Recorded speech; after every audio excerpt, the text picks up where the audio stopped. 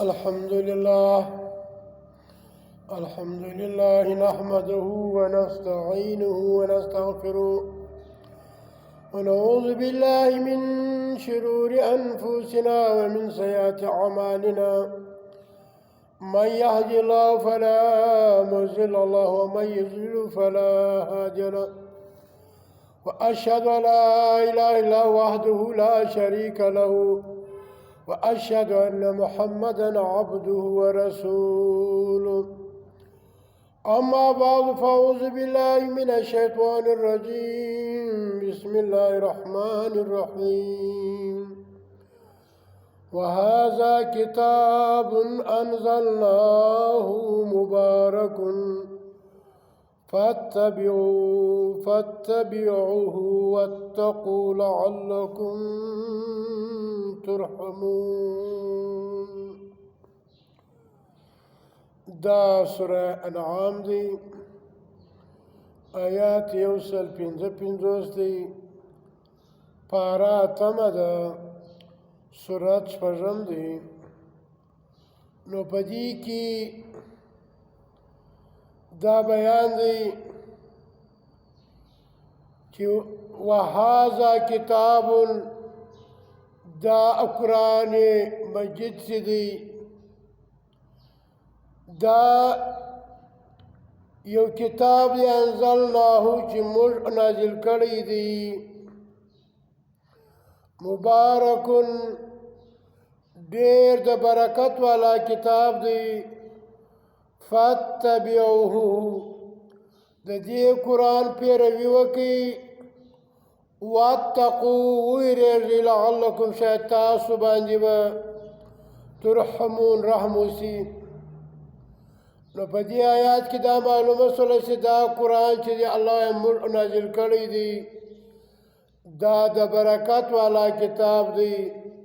نو پس تاسو د دې منل وکړئ پیروي وکړئ او ویریږئ د الله نه چې پر تاسو باندې الله رحم وکړي.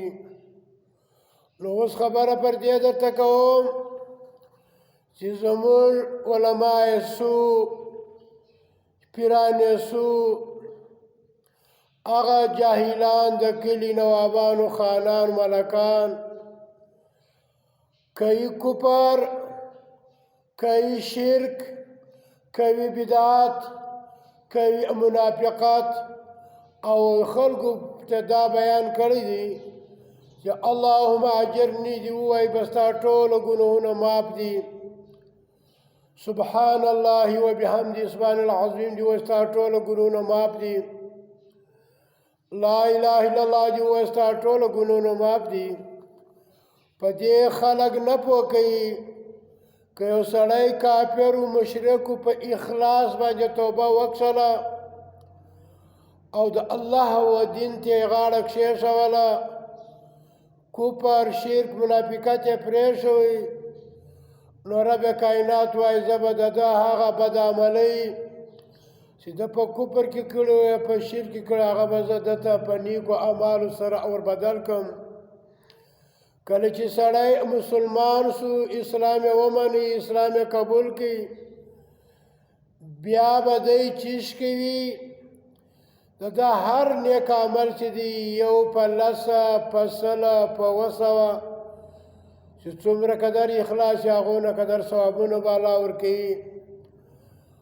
نو دا نشي کېدلی چې ته یې مسلمان او بیا ځان ته مسلمان وایه په هغه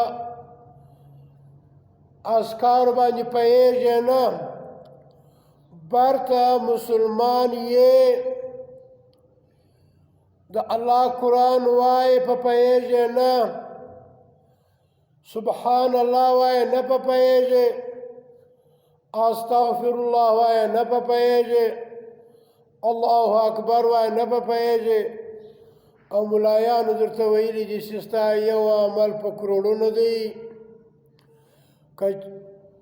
ستا یو عمل چې تا د لمانځه بعد وویل لا إله إلا وحده لا شريك له له الملك وله الحمد وهو على كل شيء قدیر. دا دی وایي که تا دومره ګناهونه کړي لکه د سمندر ځګ، الله بیا درو بخشي. دا هغه وخت بخشي چې ته د الله په دین باندې کلک وسېږې، مسلمان سولې، ستا ګناهونه ختم دي. اوس که مسلمان یې او په پوهېږې نه برته کفر کوې، نو ستا عمل ته اعتبار نشته.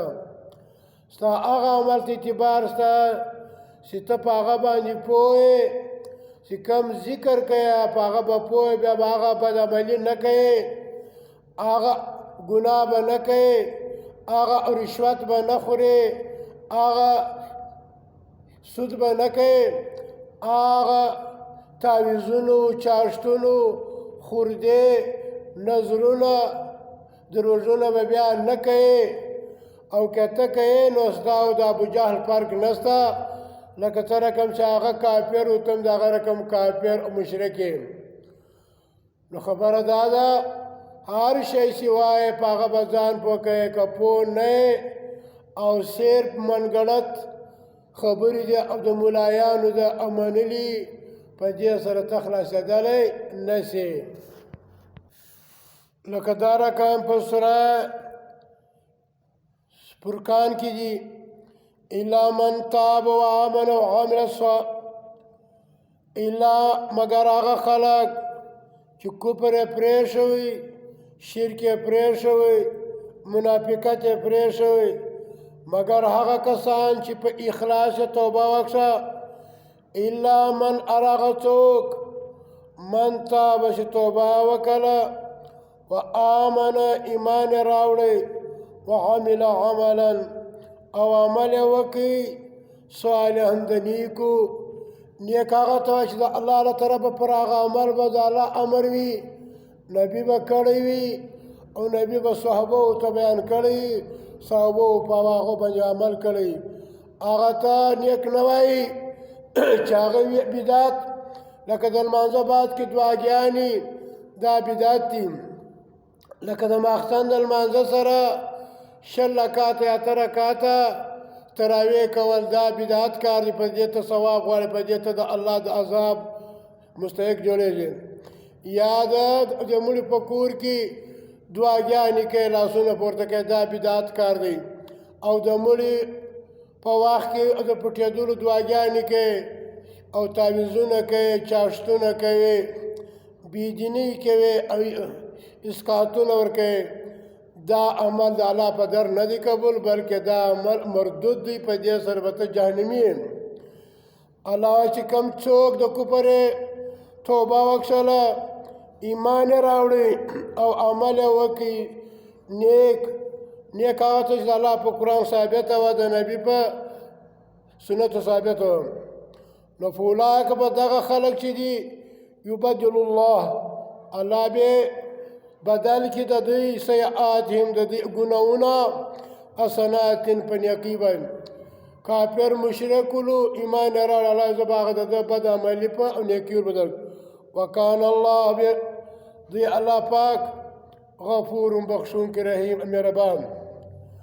ومن هغه څوک تابه چې توبه وکړله بیا هغه کفر ته راګرځي نه، و هغه شرک ته نه راګرځي، و هغه بدعت ته نه راګرځي، و هغه ګناه ته نه راګرځي، وعمل عمل یې وکړي صالحا د نیکو، فانه پس بېشکه یتوب رجوع کوي الی الله و الله ته متابا په پوره رجوع کولو سره.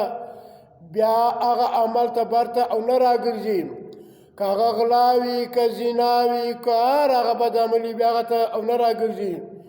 نو دلته معلومه شوله چې ستا نیک عمل هغه وخت قبول دی چې ته په هغه باندې توبهګاره شولې او د الله دین ته دې غاړه کښېښوه. دغسې د خولې په ویلو باندې د اللهم اجرني په ویلو سره، په سبحان الله ویلو سره ته د الله د عذاب نه خلاصوې. تر هغه ساه پورې ستا په دې الفاظو ځان پوه کړی نه وي، تا د الله په اذکارو ځان پوه کړی نه وي. او که ته په خوله باندې سبحان الله وایې هلته برته شرک کوې، دلته په خوله استغفار او اعتبار ته کفر شرک او رسمون او رواجونه کوي نو ستا عمل د الله په در نه دی قبول زما ورونو